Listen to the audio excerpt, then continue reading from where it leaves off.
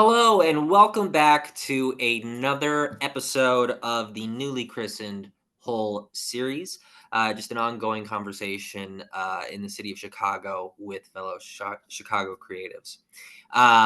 We are skipping along here in kind of our season two with a fellow ensemble member here at microChicago, but chatting about something else that you're working on in the coming week, which is crazy to Oh think. my gosh. I remember, like, this idea happened, like, 6 months ago, and then it's like Even it's more, like 8 months ago.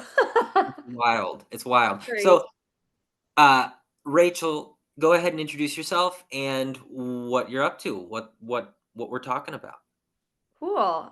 My name is Rachel Herriges. I use she, her pronouns, and I've been in Chicago for the last 2 years, just making theater, doing things, writing stuff, and it's pretty awesome.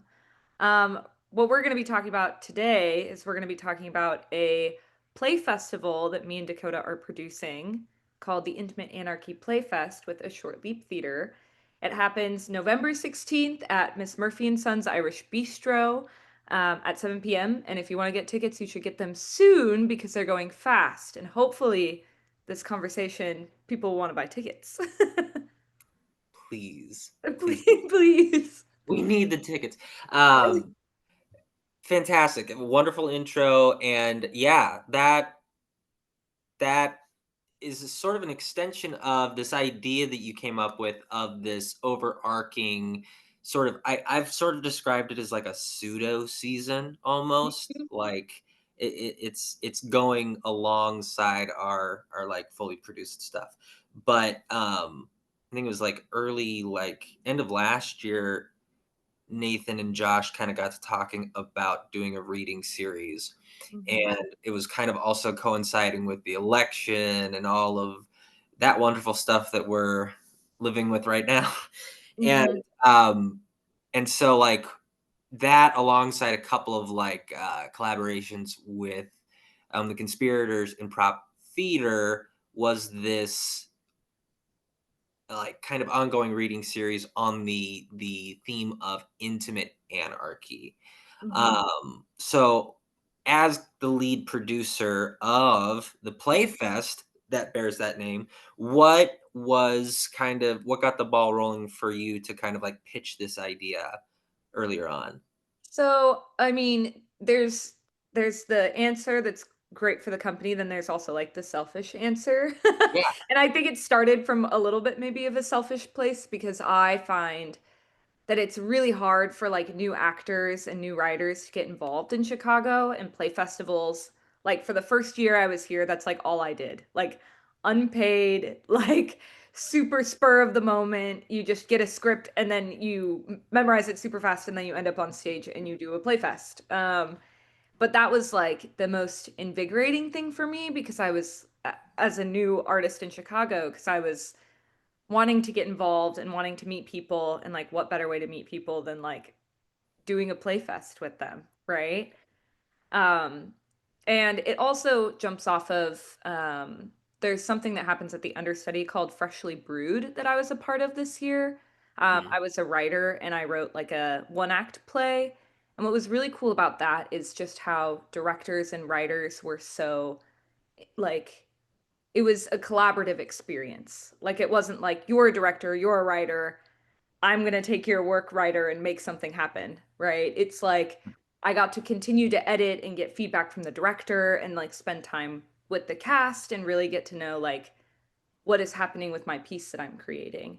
And that was something that I wanted to do in a play festival, not only get new actors and new writers involved, but also create an environment where like writers feel like their work is valued and directors feel like they can get a new collaboration partner that hopefully when they walk away from Playfest, they'll have another buddy that they can go like make work with, which is super cool. Um, so that's like the selfish answer of why I wanted to do a play festival. And being an ensemble member at Short Leap, like Josh and Nathan are just super awesome about if you pitch an idea to them, they'll say, "Okay, awesome, make it happen," right? And we can help you, but you make it happen. And so I had been following the Intimate Anarchy reading series, and I thought that like the plays that were being picked out to be put on were really cool and like really strange. Like there's the squirrel play that I like cannot forget about. And you know, it was all stuff that was dealing with like political conversations, but it wasn't just like you were sitting there like listening to a political conversation. You were being engrossed into these worlds, right? Mhm. That talked about politics, but in a way like with squirrels, right? Like squirrel fascism or something, you know? And you're like, "Oh, wait, that speaks to my world too." Um, so I just really enjoyed the plays that were picked for the Intimate Anarchy reading series, and I was like, well, you know, what else speaks community and like intimacy than like your own Chicago playwrights and directors like at home? Like, Mhm. so when we launched this series, we had a month open for writers to write a piece. And I was hoping that writers would create a piece that hadn't been made before or hadn't been produced before, just so we can speak to like what's going on in politics and in America right now in this current moment, right? Mhm. 'Cause it is just so Yeah, it's so much, and I feel like, you know, the when Intimate Anarchy was born from this sort of idea how like even creating theater in like a messed up world is like anarchy. Like being together in community even when times are tough, that's anarchy. And so that Mhm. was the basis of their Intimate Anarchy series and then kind of what I took from it and created a play festival for. Mhm. So, oh gosh, what is my next question? Describe kind of the process as a producer. Kind of this is sort of the first like larger festival that you ever produced, right? This is the first thing I've ever produced. So like how has the kind of festival backbone of Chicago storefront theater kind of informed um this process, and what have you noticed in the building of that where like spaces you could kind of, you know, forge new pathways? Yeah. Yeah, and I realize that's a lie. I did produce something in college, but it was like for school, so I guess that's I don't know, it was a little different than like, you know, building everything from the ground up. Yeah, The question is it was the long. Yeah, role of a producer, how has it been? yeah. How have you been informed by your experience in the city, Sure. and Oh, okay. what have you kind of used as a springboard and discovered in your Hmm. own kind of producing capacity? So, I mean, being a producer is hard. It's something that I conceptualized and then brought to Dakota like in February when I was stage managing the first show of the season for Nathan. Sick Leave. Well, I brought it to Nathan and then I brought it to you and said, "Hey, you want to help me do this thing?" Ah, yes, okay. But first, yes, I pitched it to Nathan while I was stage managing their show that they were directing at the time, Clearing.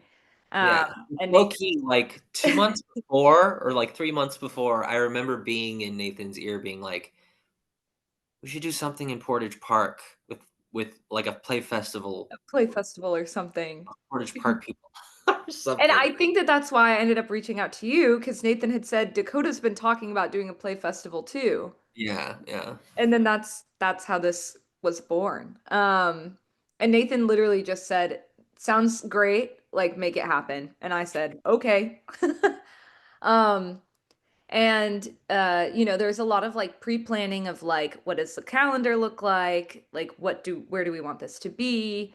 Mm, Who do we want to collaborate with? Like, do we want to collaborate with any other theaters? Um, yeah. and then it was the process of like getting the plays and then selecting the plays and then choosing the directors and then opening a casting call and then casting the thing. And now we're in rehearsals, right? We had rehearsals last weekend. We have another Mhm. rehearsal this weekend before the production. Yeah. Um, I think it's been informed a lot by Chicago community because there is something so wonderful about reading work of, because me and Dakota, you and I, we both also read all of the plays as they came in. Mhm. And we had a selection committee that also helped us with that because it's hard for two people to decide a whole a whole heck of a lot of plays. Yeah.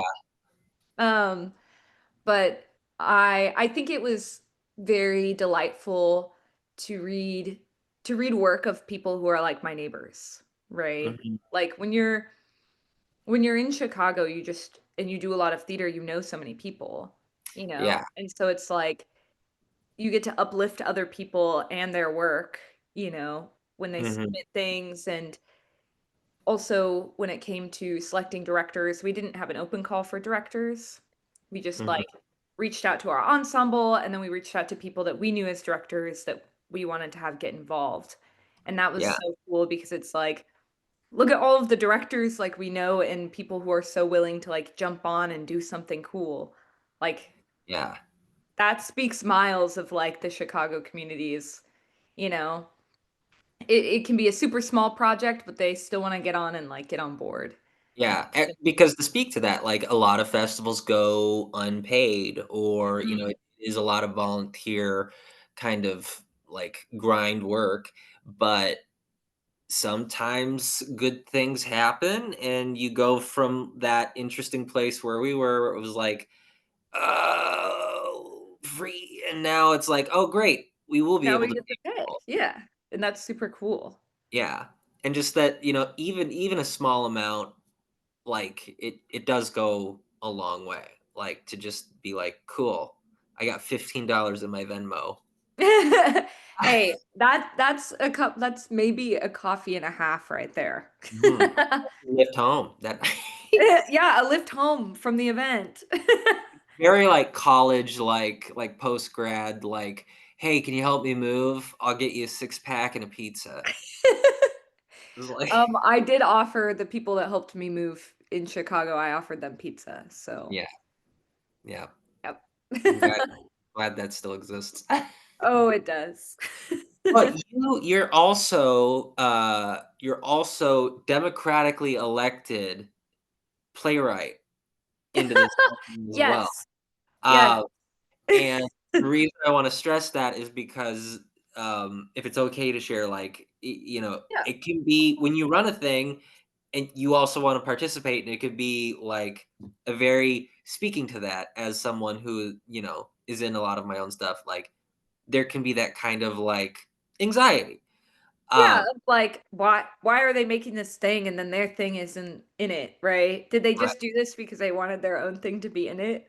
No. uh, right. This thing existed, and then you were inspired from the process to then submit within the window, and then, like, very, very, like, how most governments should work. Like, "I'm gonna take a step back, I will let the committee decide, and Yeah. I didn't vote on my own precisely piece. watch your work." Like, I didn't give anything on my own piece. Like, whenever we discussed it, I just sat there and I I was silent.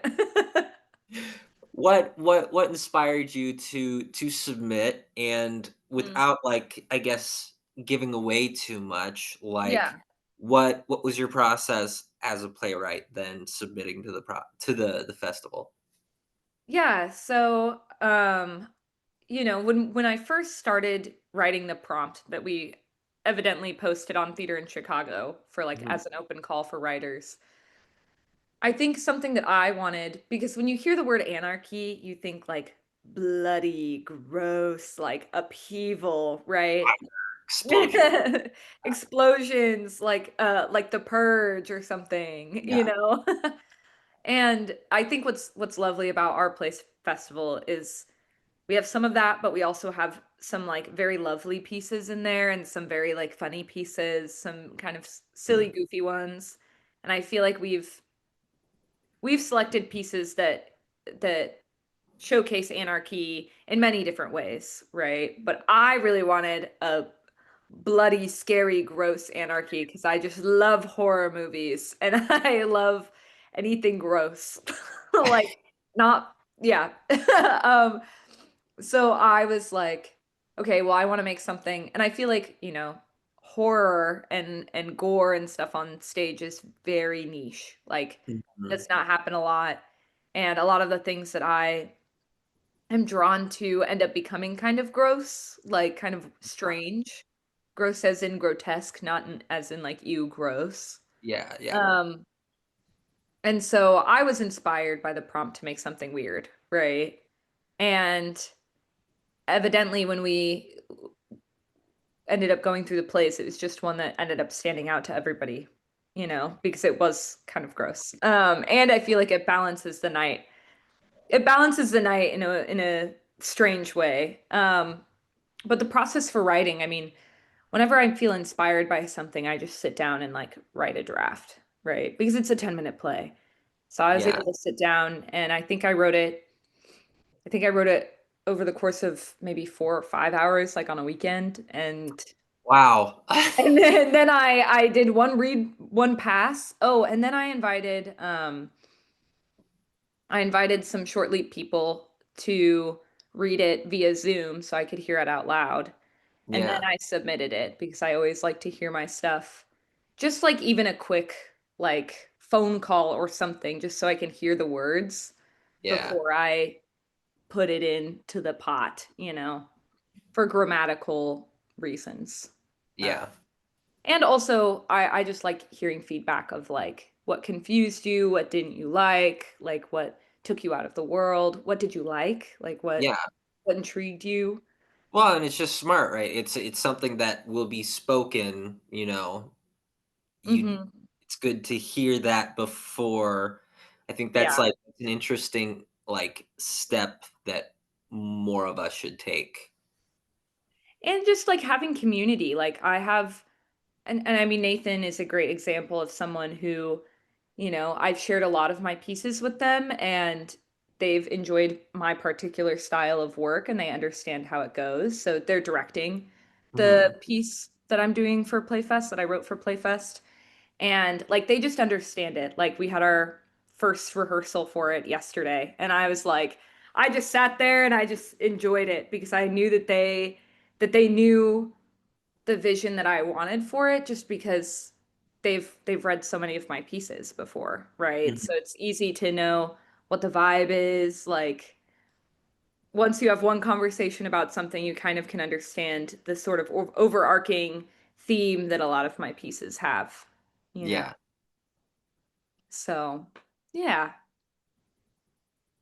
And what, I guess, kind of in that process then, because it has been kind of a quick rehearsal turnaround Yep. after like kind of months of planning, what what are just some fun, interesting discoveries?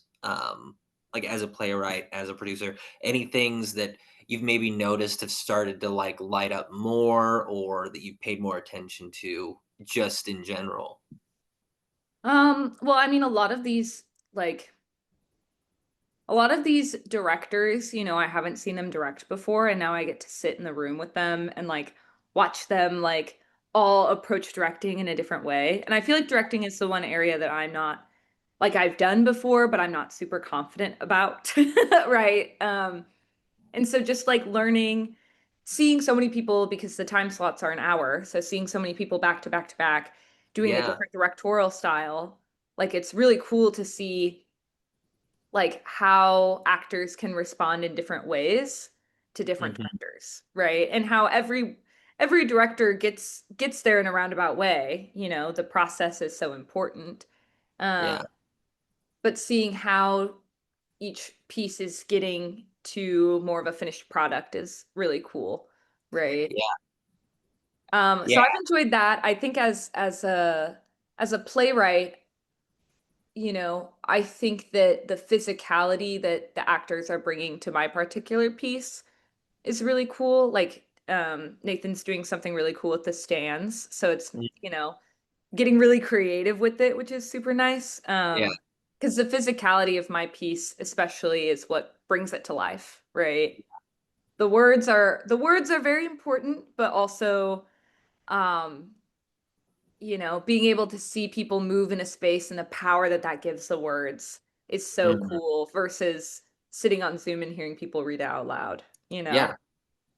So that's been really neat. It's been fun to sit in on all of the rehearsals. Yeah, and I think it's to that the thing that I notice about being in those kinds of spaces too is like it just regardless of whether you are conscious of it or not in that moment, like it's informing other aspects of your craft. Mm-hmm. I'm sure the next time you go down to write something, like you just some director note will maybe percolate up, or next Yeah. time acting or like filming a self tape or something, right? Mm-hmm. Different things kind of pop. I notice anyway. Yeah. And I mean, that's also something that I really appreciated while being a stage manager for the first time, because that also happened the first time this year. Yeah. Um, and something I just appreciated about that is like I got to sit in a room and learn so much, even though I was doing my job, right? Mhm. But I got to sit in a room and learn so much from different actors and different directors and Yeah. performances and all these kinds of things. I got to learn so much just by being in the room, you know. Yeah. And that's what's been happening this weekend and hopefully next weekend too.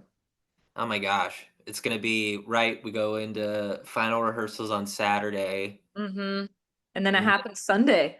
Sunday night. I'm Uh, super excited. It's gonna be fantastic. I think there's gonna be a lot of people there.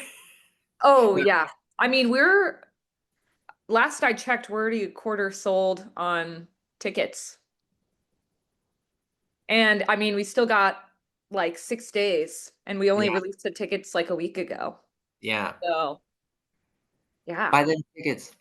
And buy the tickets, buy the tickets. You have to buy them now or they might be gone soon. Yeah. And then you'll have to just like be down the stairs listening or Listening upstairs to what's happening. well, I think this is a perfect moment to segue into our lightning round microbite portion of the whole series. Um, you've done this before, you've played this game. I want Yes. a question, you just give me an answer. Great. Well, we'll see how it goes. And they're very rapid fire. And then yeah, we'll do like a nice kind of just sign off and then we'll get those tickets sold. Are you ready? I'm ready. Fantastic. Question number 1. What was your first Chicago Festival Theater experience? So it was like a month after I moved to Chicago. I think I found it on Backstage. I think I found it on Backstage, but it was a devised theater festival. And we did it in the super small room at Greenhouse Theater. Oh, yeah. And it was like a 24-hour theater festival, but we did it over the course of like 3 or 4 days. So it's Uh-huh. like 24 hours of rehearsal total. It was Yeah. like one of my first times devising, so I didn't really know what was going on. Uh-huh. Um, but I mean, it was super fun, and a lot of the people I met through that, like I'm still in contact with, right? And that's the beauty of a festival, right? You meet so many people that you can be friends with forever. Truly. And there's always at least one person who's doing it for the first time. Oh, yeah, definitely. Awesome. What was let's see, how are you finding intimate anarchy in your craft and in your day-to-day? I think in my craft, I think it's continuously sharing it with other people, even when it's hard, even when you might feel insecure about what you've created or what you might be doing. Like being able to share that with somebody reminds you that this isn't a solitary thing, right? Like writing and acting and stuff like that. It's not solitary, even if you want it to be. Ah, Um, and in my day to day, I think um I don't know. I think just having conversations about things that matter and not just doing the, "Hey, how are you? Good, awesome." You know, like continuously like acknowledging the world around us. yeah. Yeah. Yeah. Oh, I love that. That is so good. Describe make this a two-parter question because Okay. you were wearing many hats. Um, first off, since we talked a lot about the producing, describe producing in 5 or so words. Okay. That was not a word. Um, I would say terrifying, exhilarating, thinking, calendar, and music stands. Music stands. That's one word. It's a hyphenated word. It's a hyphenated word. Oh my gosh, truly. And now, take a deep breath because we're gonna flip it. Okay. Okay. Describe your play in 5 or so words. Oh, okay. Um, And this is Rachel Herriges who wrote The Blood Blood Eagle. Eagle. Yes. I would say eat the rich, bloody um catharsis. The rich, bloody catharsis. Yes. Oh, great. And yeah, what are the highlights from the experience so far? um, I think the biggest highlight is just seeing everybody get together in one room. Like when we did our first read, it was like, wow, like we brought these people together to like make all this stuff happen, you know? Yeah. And I thought that was just so neat. Like to see Mhm. everybody and it's like these are the people I've seen on like on my emails or on the screen and now like we all get to make this thing together. Yeah. Yeah. Literal full circle. Yeah. And it's like it's that strange thing of like when you go back to school or you go back to like college and you see the like you first see the people that used to go to school with or you see Mhm. like the professors who used to teach you and you're just like, "Hey, it's I see you different now."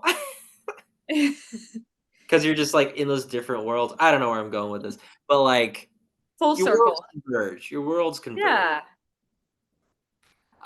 What would you say? Well, I guess this Chicago winter is blank. Cold.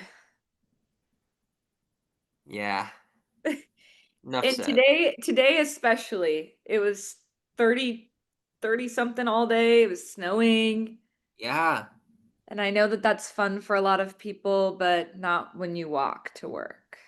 Mhm. Well, because do you get snow where you're originally from? Um, so in Oregon, it depends on where you are. I mean, like where I grew up in like not Portland, but like super south of Portland. It would like snow like every 4 years and we would get a snow day and then we'd all like not have to go to school for like 2 days. Which was awesome. But where my mom lives now, she lives more in the central part of Oregon. They get more snow because they're in higher elevations. So when Uh-huh. I go visit her, I see snow. But I also have a car. Yeah. I don't have a car here. And public transit's a whole different game. It's a whole different game, especially when it snows. Yeah. Good luck getting anywhere. Yeah, truly. Those trains. Well, what was the last script or piece of text that you were working on? Um, so I actually did I was a part of a like reading night with someone I met via Freshly Brewed. And it was super cool because it was like an evening where we all just shared like 10 pages of a script we're working on. We got feedback, we got to hear it out loud. And so I went to the one in September. I haven't done a lot of writing since then, but I'm working on a text about an AI cyborg love story question mark. Um To be seen where my my theme with most of the things I write is that I create worlds that feel very familiar and then I flip them on their head and or I try to explode the worlds and so that's kind of where I'm at with the process right now with the AI cyborg love story question mark. Yeah. I'm exploding the world, trying to see what will happen. Oh my gosh, wonderful. And what would you say, here our final question, is one thing that you're looking forward to here at the end of the year? Other than maybe Um, getting some, like, evenings back. well, no. I am going to be in It's a Wonderful Life at the Athenaeum Center for Thought and Culture. I was in it last year. And one of our playwrights, Jared, also is participating in that. And that's where we met at the Athenaeum like Yeah. a year ago. So yeah, we're bringing everybody back from last year's cast of It's a Wonderful Life, and we're doing it all over again. And I'm actually so stoked. We're doing like, I think like 20 performances this year Wow. in the month of December. So In the month of December. in the month of December because Christmas. Yeah. Oh, So yeah, it'll fantastic. be awesome. Fantastic. Well, gosh, fantastic. That's like the fifth time I've said I don't know what else to say. This has been a fantastic interview. Thanks again so much for taking, a little bit of a Monday night. It is Monday. Yes. Oh, Here, man. right now it is. Ugh. Well, we're through the Sunday scaries. Yeah. Uh, Oh, I get those bad. the week has begun. Yep. Um, but thank you so much for sharing a little bit of your Monday after a busy weekend of rehearsals for the upcoming festival. Um, yeah, I guess any last thoughts or anything you kind of want to send folks off on, um, any Easter eggs or teasers before they join us on Sunday? Mm. Oh, any Easter eggs? Get there early. Get there early because we are starting promptly at 7. Yes. Um, I think the only thing that I have as an Easter egg is what about Rooster? What about Rooster? If you want to find out, What if you want to find out about Rooster, you better be at Playfest. because it's kicking off the festival, Yeah, it is. and you got to be there at the beginning. You gotta be there on time to learn about Rooster. And it's also a bistro, so like you can eat before. Oh yeah, you come And fully fed, fully caffeinated, and ready ready to to go, go. in your hand. Can we sell this anymore? Yeah, come on, it'll be fun. We'll see. Um, fantastic. Well, that's like 8 fantastics, enough.